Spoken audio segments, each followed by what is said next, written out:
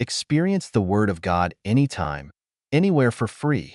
Tune in to our audio Bible at jehovahsaint.com/free-audio-Bible. It's a gift for your soul. Available now. Hello, welcome to Jehovah House of Saints. This is Michael here. I just wanted to show you on Microsoft Copilot AI. I typed in how many laws are in the books, including the state, city, and county and federal level. Anyway, it says that there's 30,000 statutes on the federal level. 30,000 laws is what they have on the books. Nobody can memorize 30,000 laws, correct? But it says when you add in state and local laws, the number easily reaches into the millions. Millions of laws. You expect your children to remember all these? Then you wonder how come the prisons are full. It's hard to fathom. Um, but man's laws, like in here I'll show you on jehovahsaint.com. If I can find it. Jehovah's laws versus man laws. Jehovah only gave you 10 laws, the 10 commandments, you know. Um, but man's laws, you would rather have Jehovah's 10 commandments than you would some man's way of thinking. If I can get this straight here. See if we can't enlarge it a little bit so you can read it.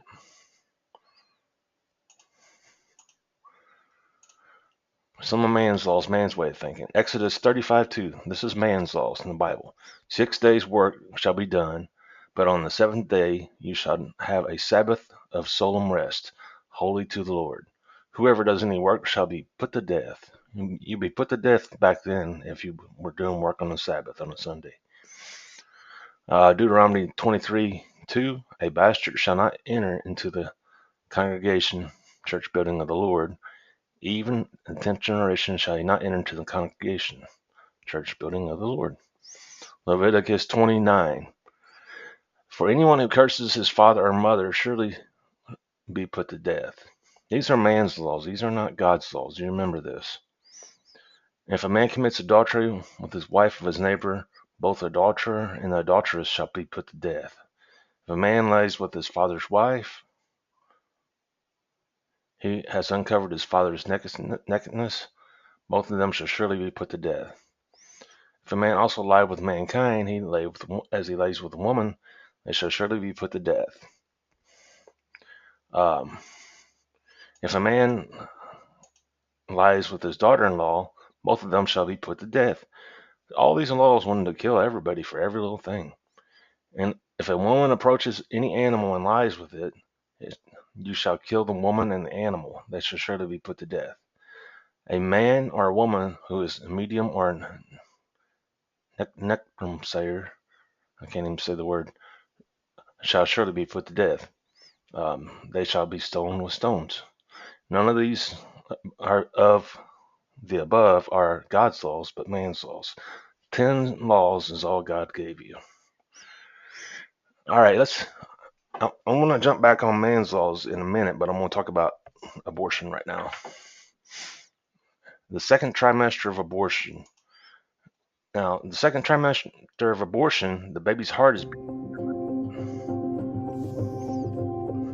me get to the part where they're. Tube is placed inside. A baby at 20 weeks gestation is as big as the length of my hand, from head to rump, not counting the legs. The suction machine is turned on, and pale yellow amniotic fluid surrounding the baby is suctioned out through the catheters. With babies this big, they don't fit through catheters this size. The baby's bones and skull are too strong to be torn apart by suction alone. This is a Sofer clamp. A Sofer clamp is made of stainless steel. It's about 13 inches long. Now remember, I'll pause this for just a second. Remember, this baby is alive. It has a heartbeat. It has electricity going throughout its body. When a person is dead, they consider them clinically dead once all the electricity left the body. Not just the heart stopped beating. They don't consider them dead with just the heart stopped beating. They consider them clinically dead once all the electricity has left the body.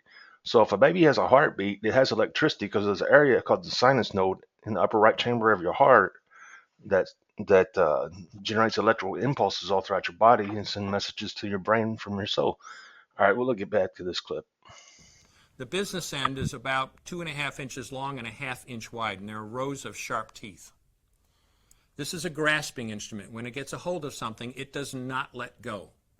The abortionist uses this clamp to grasp an arm or leg.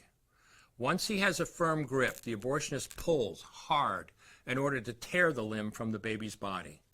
One by one, the rest of the limbs are removed, along with the intestines, the spine, and the heart and lungs.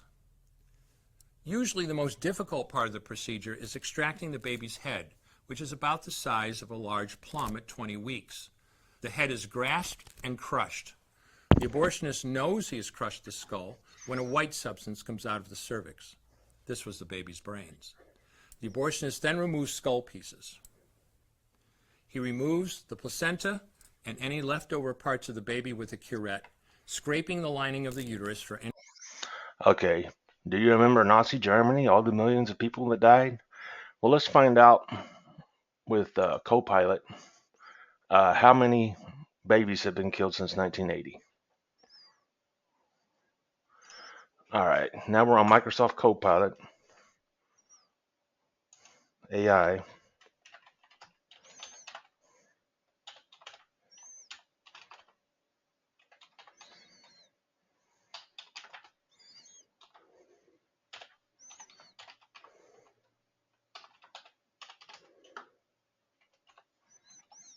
All right, how many babies have been aborted since 1980? 1980, there was approximately 1.3 million babies aborted, 1.6 million in 1990, 626,000 illegal abortions reported in 2021. Overall, the total number since 1980 estimate tens of millions. Tens of millions of babies have been aborted. Now, don't get me wrong. Like the first 2 weeks of a baby, it's not alive. It does not have electrical impulses. It does not have a heartbeat. But second trimester, it does. And you can see what they torture the kid, tearing his legs off, tearing his arms off, tearing the body in half, crushing the skull, and the brains coming out. But anyway, it's sickening, sickening, sickening, sickening. Now let's go back to the laws, and let's talk about the prisons. Prison cost for 2023 per inmate. Whoop, can't even spell.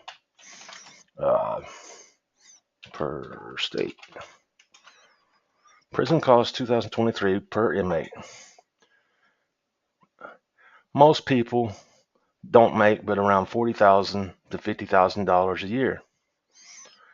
And now, with that $40,000 to $50,000 a year you make, you're able to buy a house, you're able to buy a car, you pay car insurance, you buy gas, you get groceries, you pay your trash bill, you pay your light bill, you pay your water bill, you pay your man to mow your lawn, and some people have their house cleaned. You have all that money, and then you still have some money left over too. But now my mother, she lives on $10,800 a year. $10,800 a year Social Security check. That's all she gets is $10,800. But yet the lowest one, which is Mississippi, says they have to have $23,000 per inmate. $23,000 per inmate to house one person. Okay, if you arrested your next door neighbor because you didn't like what they were doing, you arrested them and you put them inside your house and you made a concrete box with steel bars in front of it, and you charged the state on average, well, it looks like the average is about 75,000. Probably about 34,000, I would say, because they don't have all the states in there for some reason. But anyway, let's just say 34,000 on average, house somebody in a concrete box and bars in front of the box, and you charge the state $34,000. You know how many people would come down on you thinking, because that's some big profits. We're talking about millions of dollars. that these make. You know, Massachusetts charges $307,000 per inmate. So this is cost per inmate, US dollars. Anyway, what I'm saying is, if you reduce the cost to at least like, my goodness, man, if they expect my mother to live on 10,800 and pay for a home, electricity, water, and a vehicle and car insurance and all that, shouldn't they be able to get by with 10,800 per one inmate? Considering that they have thousands upon thousands of them locked up, and yet they wonder why they can't get parole. Well, I wonder. They're making too much money off of you to let you go. But anyway, that's my chatter for today. God bless. Hope you learned something. In our journey through life, we often seek guidance and wisdom beyond our own understanding. St. Michael's prayer is a beautiful expression of this desire, a heartfelt plea for divine intervention and alignment with Jehovah's will. It serves as a reminder of the profound connection we can cultivate with the divine, allowing us to become vessels of his wisdom and love. St. Michael's prayer: I pray for Jehovah to speak through me all the time, and I pray for Jehovah to remove all my thoughts and implant his thoughts all the time, as I do not even want my thoughts. Join us at jehovahsaint.com for free online Bibles, audio Bibles, and prayer requests. Explore and connect with faith in our welcoming community.